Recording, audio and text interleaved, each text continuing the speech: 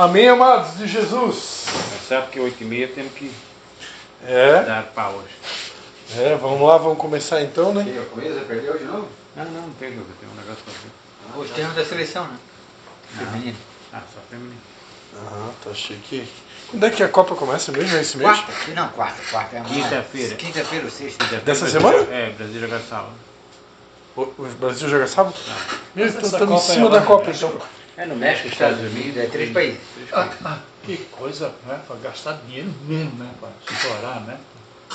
Aí repórter para lá. Gastar dinheiro é com guerra. Isso é gastar dinheiro. Isso aí a gente nem sabe, né? Irmão Carlos, faz uma oração para nós aí então, abençoando aí a nossa reunião. Senhor, nosso Deus, nosso Pai, Pai amado, Pai querido, mais um tempo aqui na Tua presença, Senhor, na casa desse Teu Filho, que disponibiliza esse espaço toda semana, Pai. Que o Senhor venha, Senhor, abençoar grandemente a essa família, Pai. E a todos nós aqui presentes também, Senhor, te agradeço pela oportunidade, muito obrigado por cada vida que aqui se encontra, a vida do irmão Pedrinho, a vida do meu irmão aqui à direita, e do pastor Fabiano, e do pastor Cristo, Pai. Que o Senhor venha com os louvores, para que nós possamos te adorar com louvores, que é o que tu sempre queres, é o que mais tu te alegras, Pai. É com louvores, com ânimo, Senhor, de louvor, de harpas, o que for, que instrumentos quiser, Pai. Te agradeço, Senhor, pela palavra que vai ser ministrada também, que venha tocar em nossos corações, Espírito Santo. Fala conosco, Senhor. Estou aqui, Senhor, de coração aberto para aprender mais de Ti, Pai. Assim eu me entrego e nós te entregamos nas Tuas mãos, a cada um de nós, Pai. Muito obrigado, Jesus. Amém. Amém. Glórias a Deus, amém. Eu separei aqui uma música que todo mundo aqui, em algum momento, já deve ter ouvido, né? A letra da música diz: porque Ele vive, eu posso crer no amanhã. Meu filho, acho que era hoje meio-dia, né? O Levi, ele falou uma frase, né? Esse pai, Israel é lá onde Jesus morreu. Ele falou para mim, né? Aí eu disse: filho, Jesus caminhou para aquela região lá, né? Eu disse: mas quando tu usar essa expressão, em vez de você dizer Israel onde Jesus morreu, fala assim, ó, Israel onde Jesus viveu. Eu disse: porque o nosso Jesus, ele está vivo, né? E ele permanece vivo, né? E essa é a grande diferença do Deus que nós cremos, né? Que ele é um Deus vivo, né? Todas as outras religiões servem um Deus morto, né? Buda morreu, né? Alá, Maomé, né? Eles morreram, mas Jesus permanece vivo. Amém? Ele ressuscitou, e porque Ele vive, nós podemos crer, né? Nós podemos ter esperança no futuro melhor para as nossas vidas, para as nossas famílias, para os nossos filhos, né? Por mais que a mídia e o que a gente ouve, né, relacionado à política, à economia do país, se a gente se deixar levar por essas notícias, a gente entra em depressão. Essa que é a verdade, né? Mas a palavra de Deus é que nós não devemos andar por vista, né? O Filho de Deus, ele anda por fé. E quem anda por fé, crê nas promessas da palavra de Deus. E as promessas que Deus tem são planos de paz, né? E não um futuro que vai nos fazer prosperar. Então as promessas que Deus tem para nós, na Bíblia, é só coisa boa, né? São promessas de um futuro melhor, né? Agora, é para quem crê, né? É para quem crê. Então, porque Ele vive, eu posso crer nisso. Eu posso crer que nós vamos ter dias melhores, né? Inclusive, nós temos uma liderança espiritual, eu falava isso na igreja, né? Que todos os meses ele traz um decreto, né? Um decreto para o mês. É como se fosse uma revelação da parte de Deus para cada mês do ano, né? E o interessante do decreto desse mês de junho é que ele traz promessas de honra para aqueles que temem a Deus, para aqueles que servem a Deus, para aqueles que realmente fazem a diferença e são diferentes no mundo dos iguais, né? Mas ao mesmo tempo é uma advertência para quem está distante desse caminho, né? Então nós sabemos que Deus, de tempos em tempos, ele executa juízos na terra, né? E é comum, é normal que de tempos em tempos Deus vá realmente abençoar, e cada vez mais aqueles que servem a Ele, que realmente temem a Ele e que procuram fazer a sua vontade, né?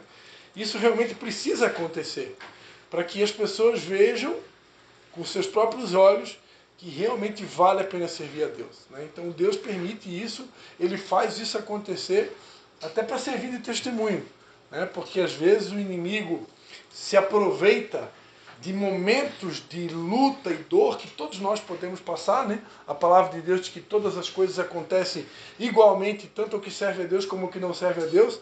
Então o fato de eu servir a Deus não me livra de nada. Eu posso passar momentos de luto, de dor, de perda. A mesma tempestade que cai sobre a casa do justo cai sobre a casa do ímpio e vice-versa.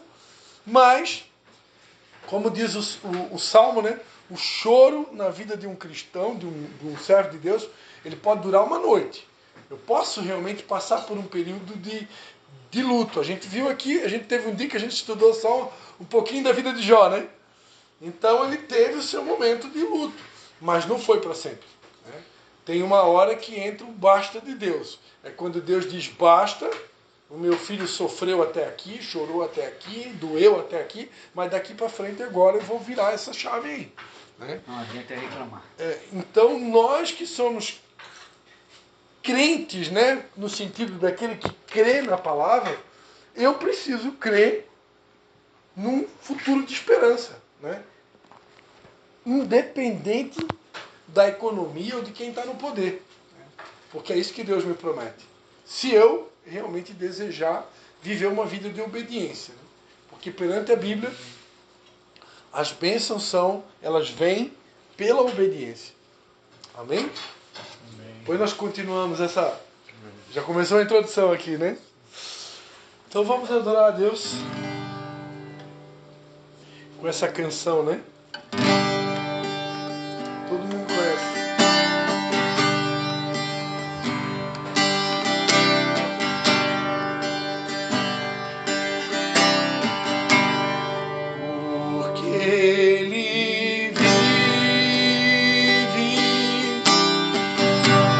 Posso crer no amanhã,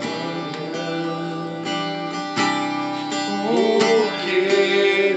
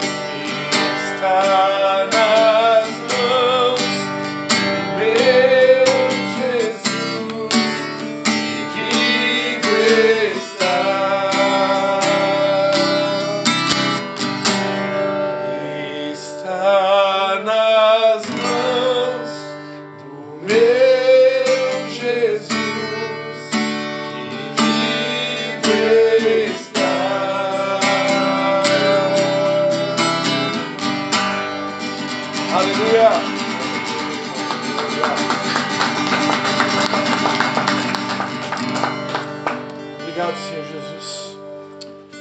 Obrigado porque nós podemos crer nessa verdade, Senhor. Nós temos convicção daquilo que cantamos, Senhor. Porque Tu és tão real, Senhor Jesus. Tu és tão real em nossas vidas que torna a Tua voz perceptível. A Tua presença também, ela é sentida em nossos meios, ó Pai. Porque Tu estás vivo, Senhor. E é por isso que nós temos esperança.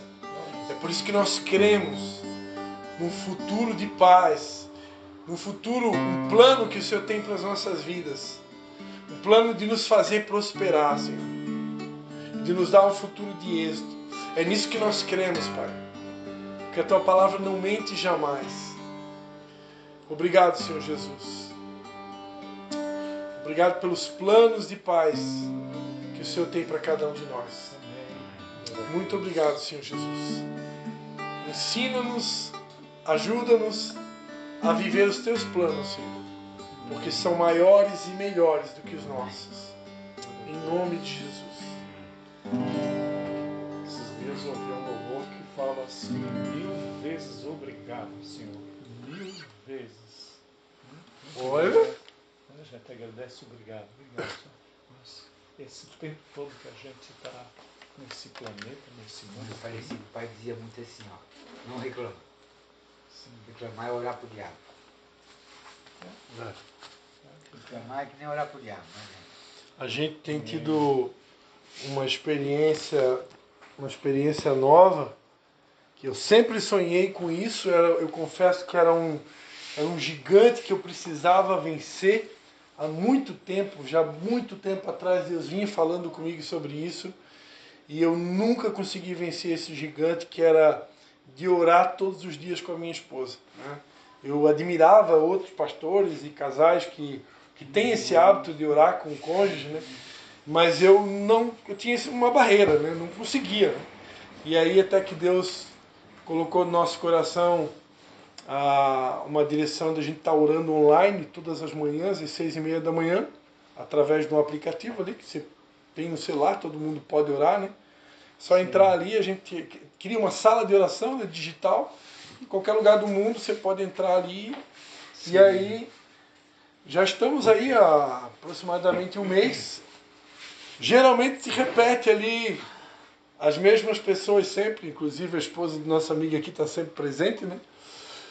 Mas eu e minha esposa não podemos falhar, né? Porque nós dois é que somos os idealizadores, né? Então, se acontecer dos outros irmãos, por algum motivo não puder participar, mas nós dois estamos ali, firmes, né? Eu e minha esposa. Ela fica no nosso quarto e eu fico na cozinha, porque como a gente usa aparelho de celular diferente, para não dar interferência, né? Mas, mesmo que de uma forma assim, um pouco mais moderna, né? Sim. Mas a gente está orando junto todos os dias, né? E tem sido uma experiência tremenda. E algo que a gente, engraçado, né? Esse ano completa 30 anos com a minha esposa e a gente nunca conhece uma pessoa totalmente, né? Leva tempo para conhecer, né? E ali orando junto com a minha esposa, eu pude perceber, né, que ela nunca começa a oração sem antes agradecer, né? Ela sempre começa agradecendo, né? Então só esse um mês aí que a gente está orando junto, como já fez bem para mim, né? Poder estar orando junto com a esposa e estar absorvendo da parte dela isso que o Fabiano estava falando agora, né? A gente não pode reclamar, né? Oração pro diabo. Não pode reclamar, né? Tem uma frase que diz que reclamar é clamar 2 vezes, né? Né? Essa aí é boa, reclamar. É o clamor da ré, né? É a oração contrária. Então, só da convivência ali com a minha própria esposa, desse um mês aí que a gente está orando junto todos os dias, eu já absorvi isso para mim, né? E em nome de Jesus eu quero fazer disso um hábito, né? E realmente começar todas as orações agradecendo. Oxalá que chegue um dia que a gente sempre faça todas as orações agradecendo e não esqueça de agradecer, né? Porque a gratidão ela é uma chave, né? É uma chave que dá acesso a muitas bênçãos. É uma qualidade grande, né? Hoje, sem medo de errar, né? A palavra de Deus diz que o povo de Deus andou 40 anos no deserto e a Bíblia deixa bem claro, né, que havia 2 pecados principais que levou o povo a viver 40 anos andando em círculo no deserto, num trajeto que, segundo alguns teólogos, poderia ser feito em 40 dias. Alguns dizem que é 40 dias porque Jesus venceu o deserto dele em 40 dias, então dizem que é uma comparação, né? Que aquilo que Jesus venceu na prática poderia também ter sido vencido pelos hebreus lá no deserto. Mas eu já vi outros teólogos que conhecem a geografia lá, eu nunca tive lá, né? Mas quem já teve, que poderia ser feito até em 8 dias esse trajeto, né? Do Egito até Canaã, né? Mas por causa da murmuração, da reclamação e da incredulidade, o povo ficou 40 anos andando em círculo, né? E os anos se passaram, né? E nada mudou, né? O ser humano continua pecando por falta de fé, duvidando do que Deus é capaz de fazer, né? Principalmente quando a gente passa por um período de maré braba, né? Um período de escassez, de dificuldade, de luta, seja ela no financeiro, no casamento, nos negócios, no espiritual, emocional. Há uma possibilidade da mente, né, da alma, que ela é enganosa, né, tentar te convencer que vai ser assim para sempre. E não vai, né? É uma fase, né? É uma fase. Nós podemos passar por fases difíceis, ruins, mas quem serve a Deus é uma fase e uma hora Deus muda, Deus vira a chave. Né? Deus vira, porque não é o projeto de Deus, né? A palavra, eu até explicava isso em algum lugar, né? João 3,16, né? Porque Deus amou o mundo de tal maneira, né, que deu o seu Filho único para que todo aquele que nele crê não pereça, mas tenha a vida eterna. O que significa não pereça, né? Não seja destruído, não seja exterminado, não sofra, não morra, né? Não pereça. Então Deus enviou o seu Filho para que a gente não pereça. Então o projeto de fazer o ser humano perecer é o projeto do capeta, né? Ele veio para roubar, matar e destruir. Então quem quer fazer com que a nossa vida pereça, quem quer fazer que a nossa vida não dê certo, quem quer destruir os nossos sonhos, a nossa fé, a nossa esperança, roubar a nossa alegria, instalar em nós a amargura, né, o ódio, os sentimentos ruins, a ira, o rancor, o medo, o estresse, tudo que é coisa ruim, isso é o capeta, né? O capeta que está interessado em infernizar, né? Ele vem do inferno, né? O lugar dele é esse, né? Infernizar a nossa vida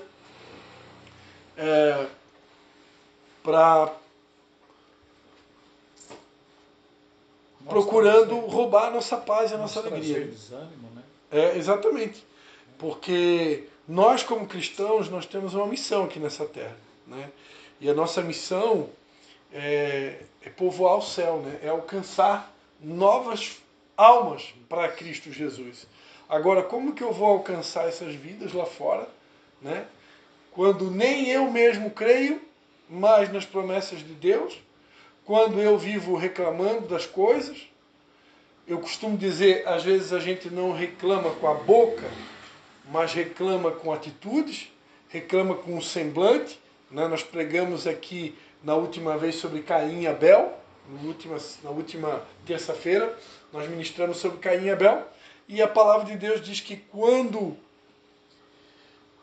Caim percebeu que Deus atentou para a oferta de Abel, ou Deus gostou da oferta de Abel, ou achou melhor, ele descaiu o semblante, ou seja, ele ficou com cara amarrada, né?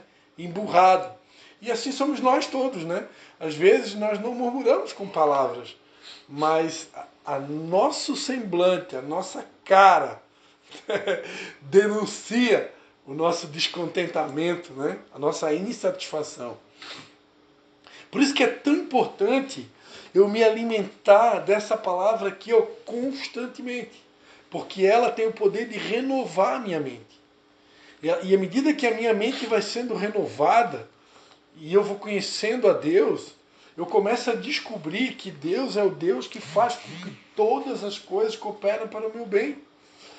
O Deus, ele é tão bom, nós servimos um Pai de amor que ele é tão bom, que se você realmente se predispôs a seguir o caminho dele, ele vai fazer tudo dar certo. Até o que deu errado, até por pecado, ou por negligência, ou por ignorância, ou por qualquer motivo, se eu permanecer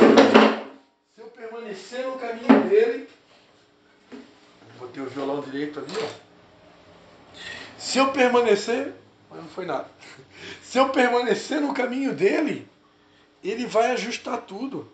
Até o que deu errado no meu passado, até onde eu errei, até onde eu pisei no tomate, a palavra de Deus diz que onde abundou o pecado, superabundou a graça de Deus. A graça dele é muito maior do que o meu pecado. A graça dele é muito maior que os meus erros, do que as minhas falhas. Né? Então, ele não é como nós, né? Que funciona meio que no olho por olho, dente por dente. Né? Deus não tem esse pensamento. Né? Isso já foi antiga aliança. Né?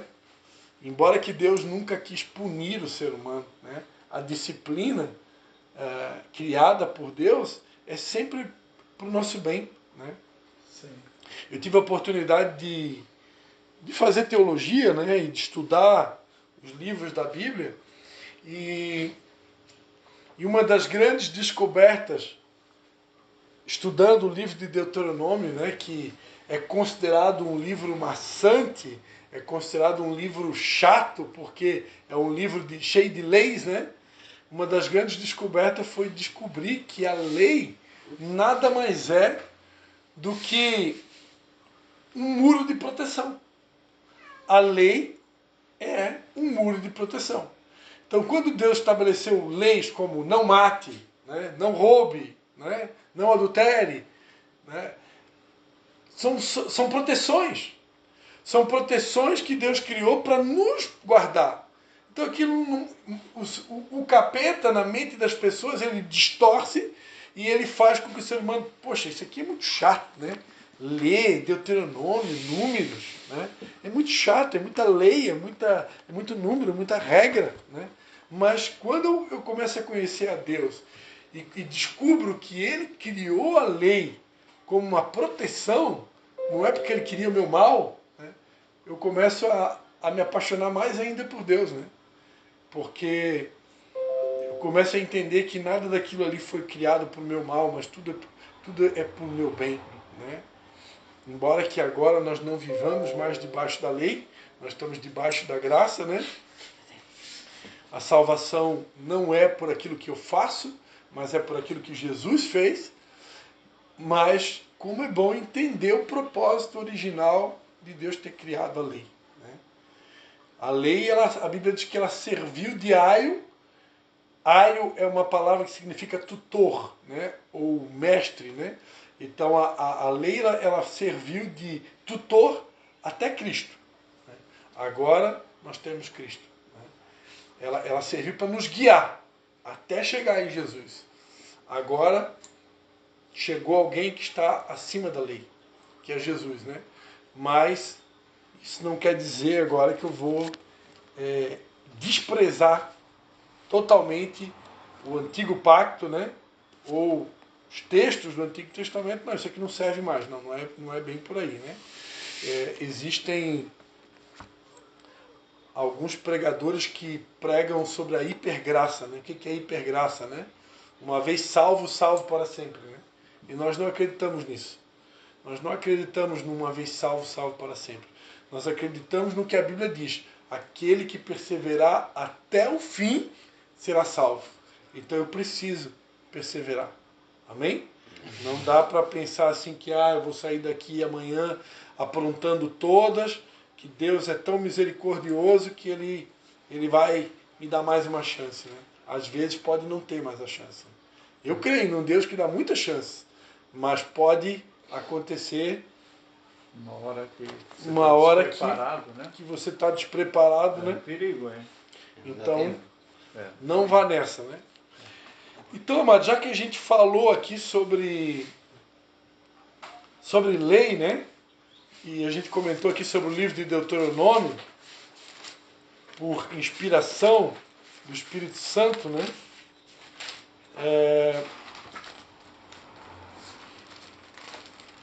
Deuteronômio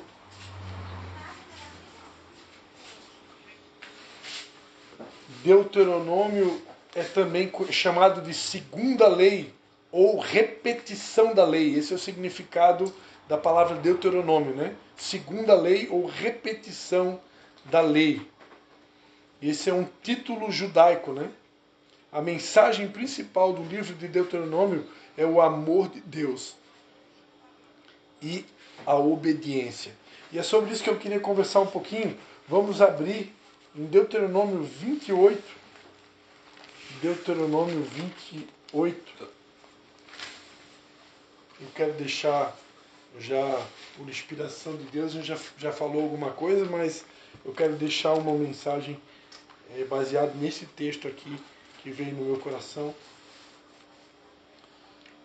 que são promessas de bênçãos, né? Deus, eu sempre escrevo quase todos os dias praticamente no meu Instagram. Quando eu não escrevo, eu gravo vídeo, né? E eu tenho percebido pelo Espírito Santo muitos textos Deus tem me inspirado para escrever sobre promessas, né? Deus é um Deus de promessas. Só uma perguntinha, você sabe quantas promessas está escritas aqui nesse livro? Olha, tem bastante, né? Assim, eu já vi teólogos e estudiosos da Bíblia dizer que existe praticamente uma promessa para cada dia do ano, né? Mas, na verdade, tem muito mais, né?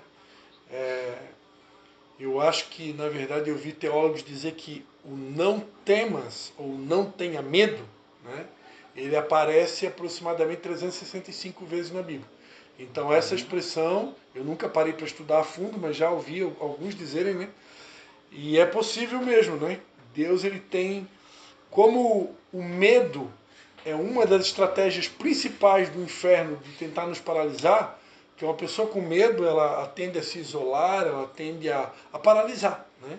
Então, o medo é uma arma poderosa que Satanás usa para intimidar o povo de Deus, os servos de Deus, e por isso é possível mesmo que tenha aproximadamente 365 vezes na Bíblia a expressão não temas ou não tenha medo, porque é Deus o tempo todo dizendo não precisa ter medo, né?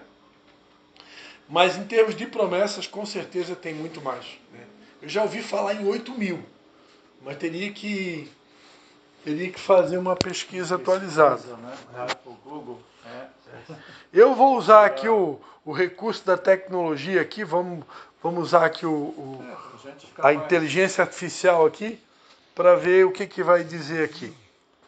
Vamos ver aqui rapidinho. Isso é mais um ensinamento para a gente, né? Sim. Eu intervir nessa tua abertura aqui da palavra, mas a gente fica curioso, né?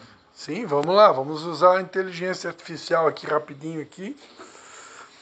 Ó, um estudo clássico do teólogo Herbert Locklear contou cerca de 7.487 promessas na Bíblia. Destas, aproximadamente 5.000 são promessas feitas por Deus aos seres humanos. Então, pouco, ou mais? Eu falei 8.000, né? Então aqui, ó, 7.487. Então não estava muito fora, não. Dentro, sim. Dessas aproximadamente 8.000, né, 5.000 são direcionadas, né? Então Deus é um Deus de promessas. E é sobre isso que eu quero falar. Deuteronômio 28, um texto clássico da Bíblia, diz assim, ó: se atentamente obedeceres à voz do Senhor teu Deus, tendo cuidado de guardar todos os seus mandamentos que hoje te ordeno, o Senhor teu Deus te exaltará sobre todas as nações da terra. Se ouvires a voz do Senhor teu Deus, todas estas bênçãos virão sobre ti e te seguirão. Bendito serás na cidade e bendito serás no campo. Essas são promessas. Só promessas. Promessas de bênçãos, né? Bendito o fruto do teu ventre e o fruto da tua terra, e o fruto dos teus animais, e as crias das tuas vacas e das tuas ovelhas. Bendito o teu cesto e a tua amassadeira. Bendito serás ao entrares, e bendito serás ao saíres. O Senhor fará que sejam derrotados na tua presença os inimigos que se levantarem contra ti. Se por um caminho vierem contra ti, por 7 caminhos fugirão à tua vista. O Senhor mandará, olha só, o versículo 8. O Senhor mandará que a bênção esteja contigo nos celeiros e em todo empreendimento da tua mão. Olha só isso aqui. O Senhor mandará que a bênção esteja contigo nos celeiros e em todo empreendimento da tua mão. Ou seja, tudo que tu botar a mão, né? O Senhor teu Deus te abençoará na terra que te dá. O Senhor te confirmará como seu povo santo, como te tem jurado, contanto que guardes os mandamentos do Senhor teu Deus e ande nos seus caminhos. Todos os povos da terra verão que és chamado pelo nome do Senhor e terão temor de ti. O Senhor te dará abundância de bens, no fruto do teu ventre, no fruto dos teus animais, no fruto do teu solo, na terra que o Senhor jurou a teus pais te dar. O Senhor te abrirá o seu bom tesouro, o céu, para dar chuva à tua terra no seu tempo e para abençoar toda a obra das tuas mãos. Emprestarás a muitas nações, porém não tomarás emprestado. Glórias a Jesus. Amém. O Senhor te porá por cabeça e não por cauda. Estarás em cima e não debaixo. Se obedeceres aos mandamentos do Senhor teu Deus, que hoje te ordeno para os guardar e cumprir. Não te desvies nem para a direita, nem para a esquerda, de nenhum dos mandamentos que hoje te ordeno, seguindo outros deuses para os servir. Amém? Amém. Fazer uma breve oração. Pai, em nome de Jesus, eu quero te dar graça, porque Obrigado, o Senhor Jesus. já está nesse lugar, desde o momento que a gente chegou. Na verdade, o Senhor nunca se afasta de nós, o teu Espírito habita em nós, Pai, Amém, Jesus. mas há uma promessa. Quando 2 ou mais pessoas se reúnem em teu nome, ali o Senhor se manifesta, ali o Senhor se pronuncia. E nós cremos que o Senhor está aqui entre nós. Amém, Por isso, Jesus. nós te agradecemos e declaramos que o Senhor tem liberdade para comunicar através das nossas vidas. Em nome de Jesus. Amém. Pastor, que isso aqui eu notei no início dessa palavra aqui, de Sim. 28, ali tem um louvor, né, com essa tem uma... Sim, existe. Atentamente, né? É. Assim vai, né? Eu até posso tocar depois, né? Mas a letra da música é: se atentamente eu ouvir a tua voz e obedecer, seguir os teus passos e jamais me desviar. Se o meu coração se achar sempre puro e fiel a ti, o deserto então será manancial. Águas vivas fluirão as tuas bênçãos sobre mim, mas que abundantes serão, eu viverei tudo que tens para mim. Na tua mesa sempre eu comerei e me fartarei do melhor de tuas mãos, se a tua voz ouvir e obedecer.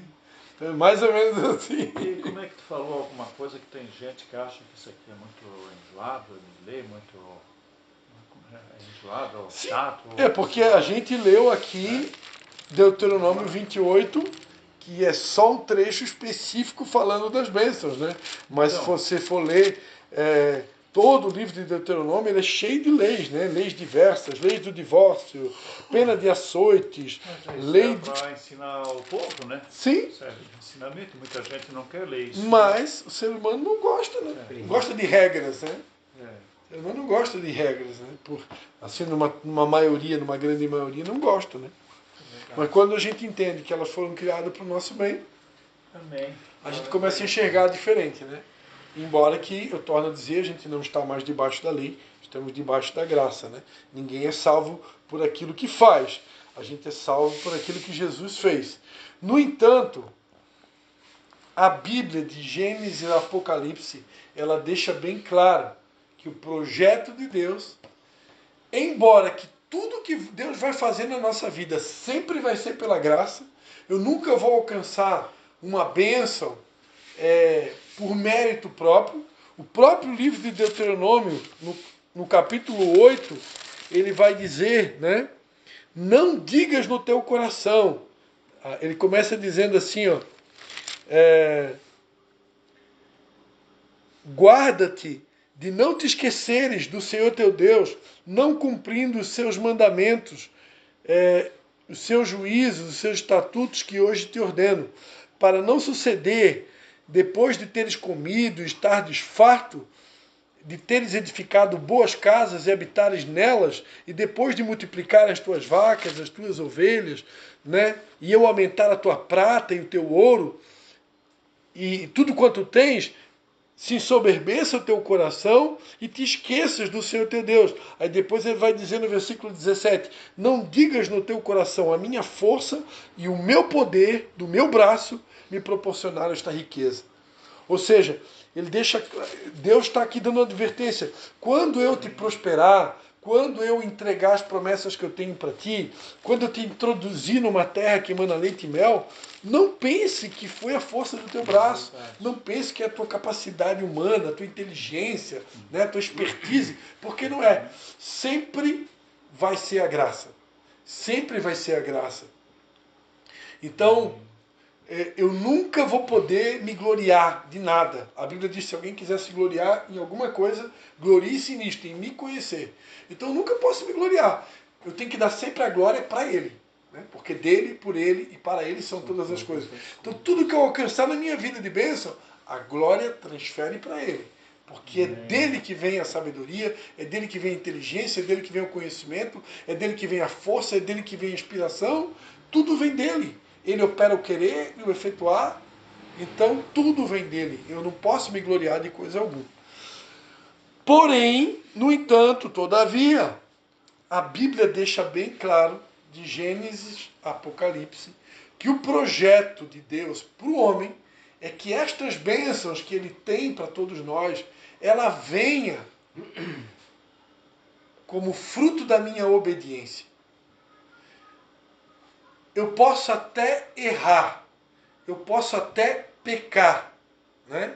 Eu posso até tropeçar, mas esse não é o projeto de Deus, que eu permaneça no pecado, que eu permaneça no erro. Né?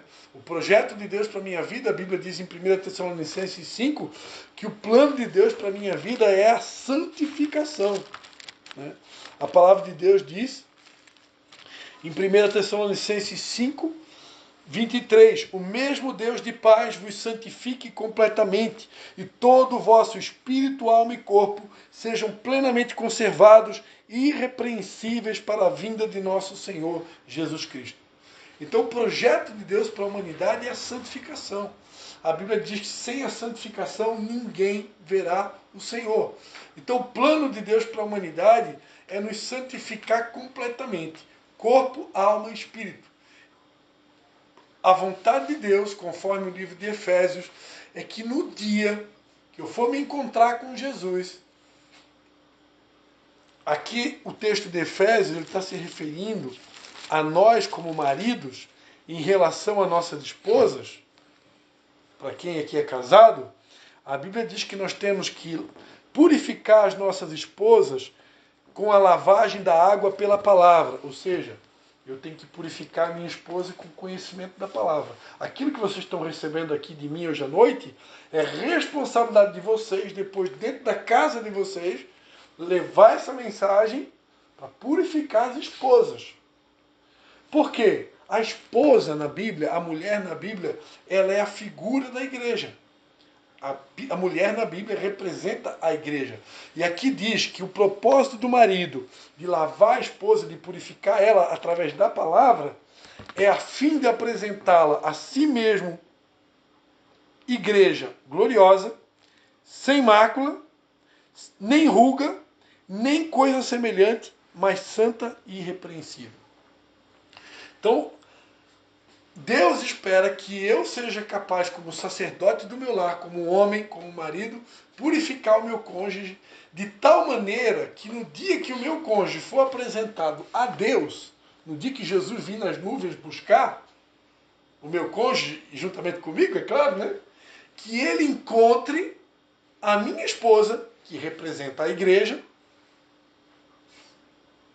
gloriosa, ou seja, cheia de glória, cheia da glória, cheia da presença de Deus, cheia do Espírito Santo. Ou seja, não é uma igreja apática, não é uma igreja desanimada, não é uma igreja abatida, não é uma igreja derrotada, uma igreja triste. É uma igreja gloriosa. Ou seja, ela está cheia de glória, cheia de virtude, cheia da presença de Deus, cheia de luz. Né? Que mais? Sem mácula, ou seja, uma igreja que não tem mancha, não tem sujeirinha. Né? Quem aqui nunca aconteceu, na hora de receber uma visita, tinha uma sujeirinha na sala, botou aquela sujeirinha debaixo do tapete que está chegando visita aí, né? A famosa sujeirinha debaixo do tapete, né? Está chegando a visita, esconde rapidinho a sujeirinha, né? Então, todos nós, se Deus fosse passar um pente fino, né? Provavelmente ele ia encontrar alguma sujeirinha debaixo do tapete, né? Mas o projeto de Deus é que no dia que ele voltar, é sem mácula, não tem nenhuma sujeirinha debaixo do tapete. Ele quer encontrar a gente limpo, puro, né? Como uma criança, né? Por que ele diz que dos pequeninos é o reino do céu? Porque a criança ela é pura, a criança não tem mácula, a criança não tem sujeira, né? Ela é inocente. Ela geralmente se comporta como um papagaio, né? Repete o que vê o pai e a mãe fazendo, muitas vezes, né? Sem ruga. A igreja que Jesus vem buscar não é uma igreja enrugada, ou seja, não é uma igreja envelhecida. Eu posso até envelhecer exteriormente. Todos nós vamos envelhecer exteriormente. Né? Todo mundo praticamente aqui, 100% do nosso cabelo já mudou de cor. Alguns já perderam o telhado. Né? Então a gente vai envelhecer. O apóstolo Paulo diz, embora que esse corpo aqui ele se corrompa, contudo, o interior se renova de dia após dia. Então esse corpo aqui, ele vai envelhecer.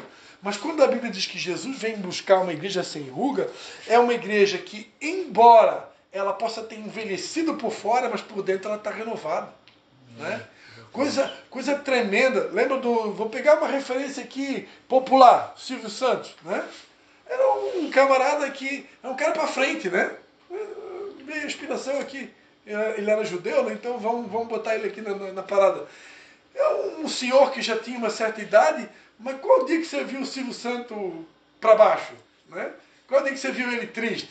Ele é um cara para frente. Né? E o Luciano? Né? O Luciano Davan? Só vive rindo, né? Esse também é outro, né? Tem um dom também, né? Por que então, ele vive sempre rindo? Por quê? Será? A coisa incrível é quando a gente vê uma pessoa que ela não permite que a idade biológica dela roube o senso de alegria, né? O senso de ânimo, de espontaneidade. Né? Meu filho perguntava para mim, antes de eu vir para cá agora, o Levi perguntava, pai, eu sou extrovertido ou sou introvertido?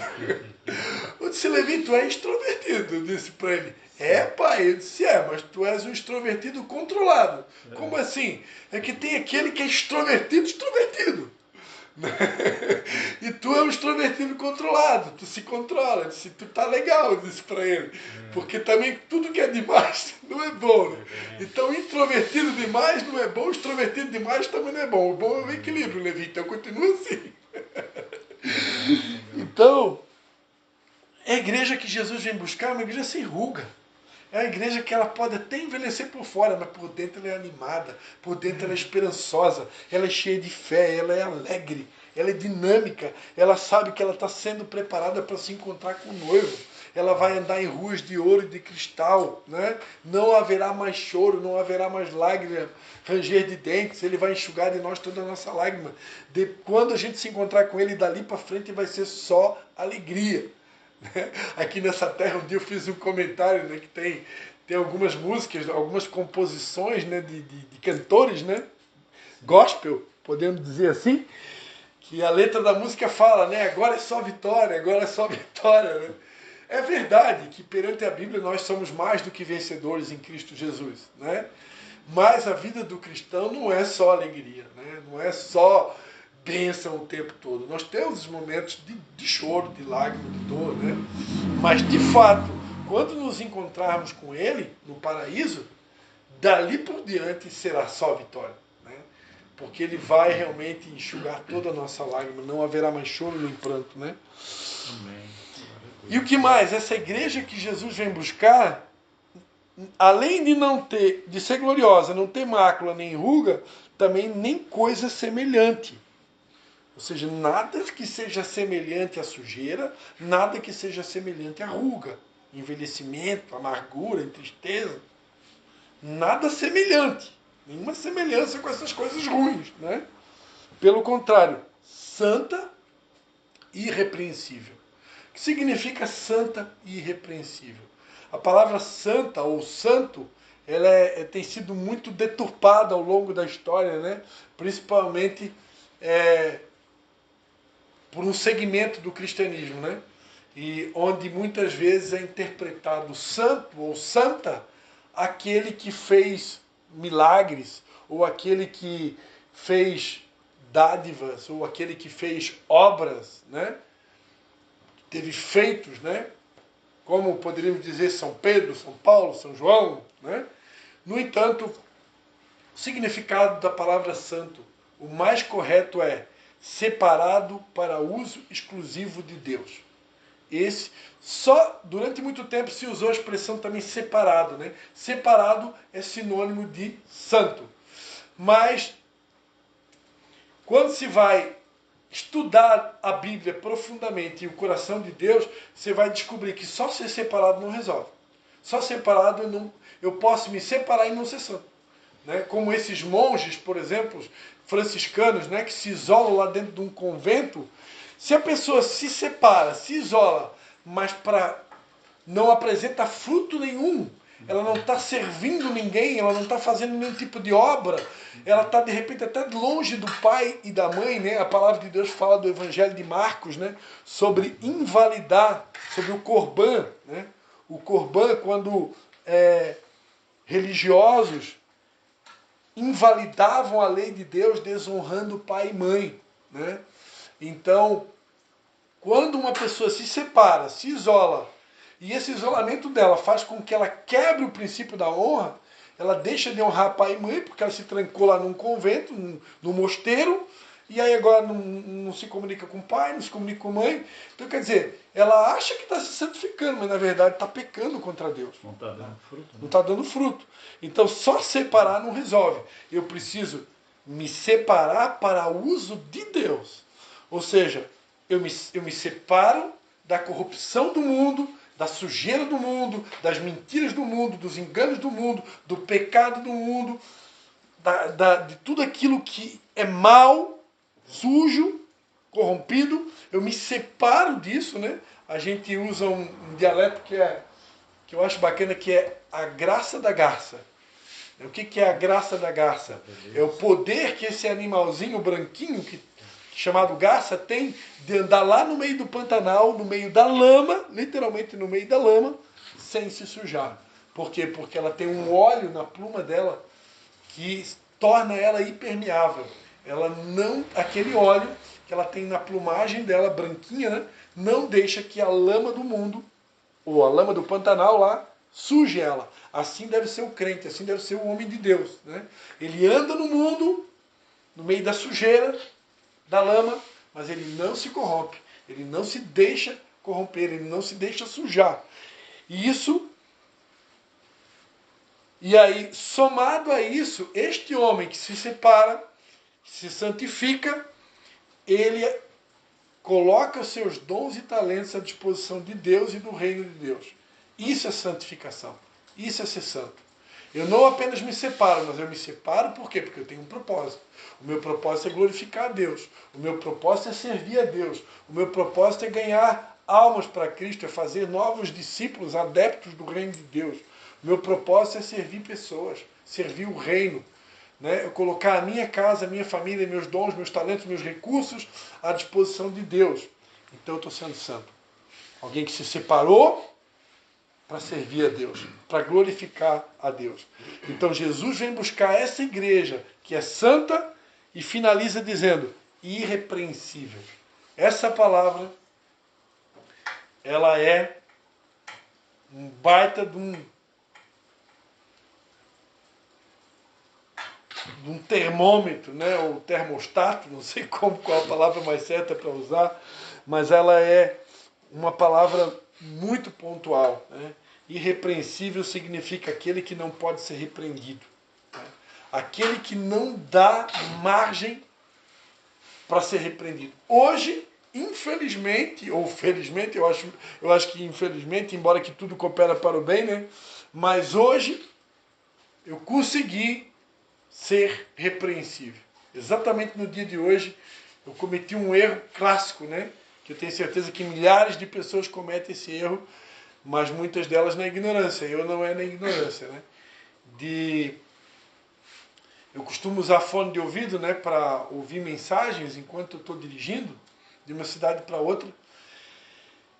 E eu fui apertar no play ali de um vídeo que eu estava ouvindo. E no que eu fui apertar no play, estava no trânsito, em questão de segundo, assim, eu dei uma mini distraída, né? E eu deixei o volante do carro assim um pouquinho meio que o carro não estava meio que alinhado, né? E nisso, um caminhão sem paciência, o cara sem paciência no meio da cidade. E era um lugar com trânsito movimentado, não era um lugar para ultrapassagem. Mas a pessoa que não tem paciência, ela me ultrapassou naquele lugar perigoso, movimentado, e além de ultrapassar, ela tocou uma buzina, né? O que ela fez não foi totalmente correto, porque não era um lugar para se ultrapassar, é um lugar perigoso, muito movimentado, e que se anda em baixa velocidade.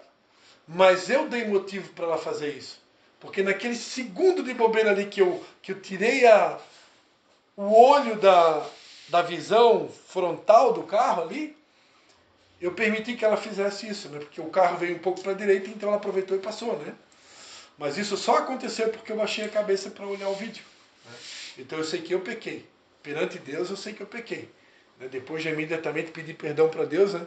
Embora que seria muito difícil de provocar um acidente porque foi uma coisa muito rápida, assim, né?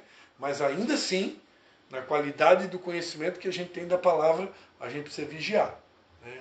Tá mais atento. Hoje é muito comum, eu já dirigi, eu já dei carona para pessoas, eu já sentei do lado de motoristas que fica dirigindo o tempo todo com o celular na mão e mandando áudio e falando e o tempo todo, Né? Isso é muito perigoso. Hoje o pessoal está ganhando multas pesadas. Né? Isso dá direito a multas pesadas e é muito perigoso. Né? Muito acidente acontece por isso. Então, quanta gente não morre por causa disso, o cara não sabe.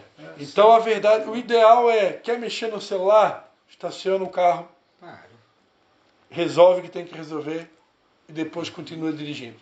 Né? Ou, por exemplo, eu queria dar play ali no vídeo, né? Com o carro estacionado, bota o fone de ouvido lá, dá play, né? Faz o que tu quer fazer, aí depois vai dirigir. Mas não, enquanto está dirigindo, ficar mexendo no celular, né? É muito perigoso. Né? E aí, como o Fabiano falou aqui, a gente não tem um dado aqui, mas se a gente for fazer uma pesquisa, quantas mortes já devem ter acontecido, né? Morte que o pessoal não sabe que a pessoa morreu. Vamos usar a inteligência artificial rapidinho aqui, para ver o que a inteligência artificial vai falar sobre isso.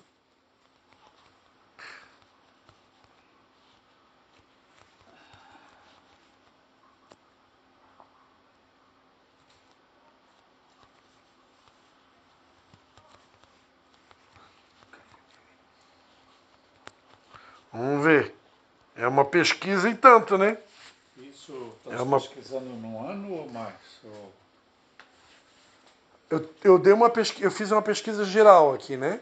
Ó, a inteligência artificial aqui falou o seguinte, ó. Vamos ver aqui. A Organização Mundial da Saúde estima que cerca de 1,19 milhões de pessoas morrem por ano no trânsito no mundo. Por ano. né? Aqui é no trânsito, né? Dentro desses acidentes, aí que diz assim, ó, dentro desses acidentes, a distração. Tem gente que morre e nem sabe do que morreu. Quando ele viu, ele já estava... Só concluindo aqui para a gente encerrar a palavra, tá?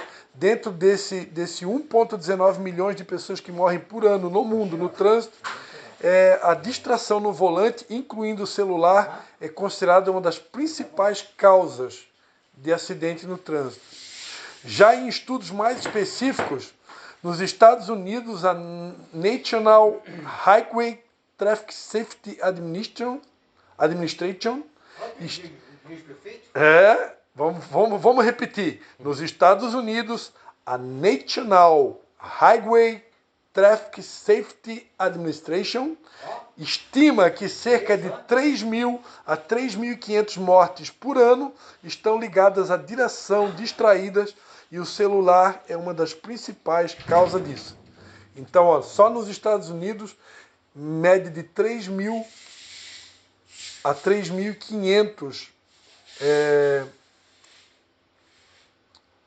mortes, né, por ano ligada à distração por uso de aparelho celular no trânsito, né? Em muitos estudos de segurança viária, o uso de celular aumenta o risco de acidente em até 4 a 6 vezes. O ponto principal não é fácil separar morte por celular das outras distrações, mas ele é considerado um dos fatores mais perigosos, porque mexe com a visão ao olhar a tela, atenção, por causa das conversas e mensagens, né, do celular e etc., e também as mãos ao segurar o aparelho enquanto dirige o veículo. Então, esse pecado que eu cometi hoje, que sirva de alerta, né, para todos aqueles que vão ouvir essa mensagem. Eu não sei se é pecado isso também, né? Tu estás tentando contra ti, né? Contra os outros também, porque podem... É porque uma coisa é a minha vida, outra coisa é quando coloca a vida de alguém em risco. Não é uma coisa premeditada, ele estás ali... A questão toda assim, ó, pode ser evitado, né? Pode ser evitado. Porque antes tinha aquele celular que era o simplesinho, só atendia e ligava. Até tinha uma mensagem na MSN e tal, era raro. Hoje não, hoje tem um vídeo, quer ver vídeo, quer ver a filmagem, quer ver... Abre para ver a filmagem. Não, hoje tem carros que já vêm, existem carros que já vêm com todo aquele painel ali, tu pode assistir um filme no carro, né? Não, o filme que eu digo é um vídeo que alguém te manda, alguma coisa. Sim, esse é o ponto que a gente está pegando, né? Mas enfim, queridos, a santificação não está ligado só à questão de uso de celular enquanto a gente dirige o carro, né? Isso é um ponto, né? A santificação que Deus espera de nós, ela envolve a purificação do nosso corpo, a purificação da nossa alma, ou seja, da nossa mente, e a purificação do nosso espírito, né? Então é algo integral que Deus deseja fazer nas nossas vidas. Só que isso é um processo, né? Isso não acontece da noite para o dia, né? Isso é uma vida toda de santificação até a volta de Jesus. O que Deus espera é que a gente possa se submeter a esse processo de aperfeiçoamento contínuo até que Ele venha nos buscar. Amém? Amém. Vamos fazer uma oração? Pai, em nome de Jesus, Pai. Nós ouvimos aqui nessa noite, Pai, que se atentamente ouvirmos a Tua voz e obedecer, Pai, todas as bênçãos, muitas bênçãos, Pai, estão reservadas para a Tua igreja, Pai. Estão reservadas para os Teus filhos, Pai. Então, minha oração é uma só na noite de hoje, Pai. Dá-nos ouvidos atentos, ó Pai, à Tua voz. Dá-nos ouvidos atentos à Tua palavra. Dá-nos ouvidos atentos aos Teus servos que são usados por Ti, os Teus profetas, ó Pai. Teus mestres, Teus apóstolos, Teus servos, Teus filhos, ó Pai. Para que nós não venhamos, ó Pai, negligenciar, ó Deus, aquilo que o Senhor tem comunicado à Tua igreja nesse tempo, Senhor.